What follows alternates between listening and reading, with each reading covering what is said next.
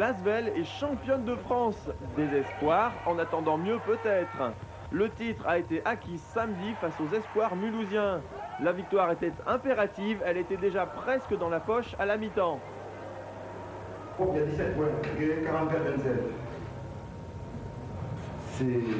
C'est bien, il faut repartir dans l'état d'esprit, être à égalité, 0-0. Je vous rappelle quand même que défensivement, on a exercé de bonnes pressions, ils perdent à peu près 20 ballons, mais sur ces 20 ballons, on en exploite peu, finalement, un jeu rapide. On pourrait donner beaucoup plus de rythme, et les faire courir. D'accord? Pour cela, je demande aux alliés de couper plus large, les alliés. Qu'elles ont coupé beaucoup plus large, de façon à mener une fixation, un retour sur les trailers. D'accord? Et ensuite, on enchaîne la transition. La deuxième mi-temps allait confirmer la première.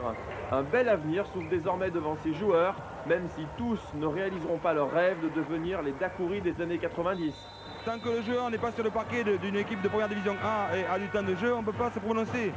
À partir de là, il faut essayer de travailler sur des grands gabarits et essayer de former des joueurs intelligents. C'est vraiment un des principes qui me tiennent à cœur, former des joueurs intelligents. Disons que bon, déjà le fossé oui, est assez énorme puisque le niveau espoir équivaut à un niveau national 3 alors que l'équipe première bon, c'est le national 1A. Ça n'a rien à voir au niveau du jeu et je pense que beaucoup de joueurs vont être barrés par leur petite taille surtout. Alors, la plupart font des études comme il y a pas mal d'échecs quand même. Donc on essaye de continuer nos études mais c'est pas évident c'est sûr. Une raison de plus pour savourer les succès du présent et cette 37e victoire officielle de l'Asvel sur le plan national.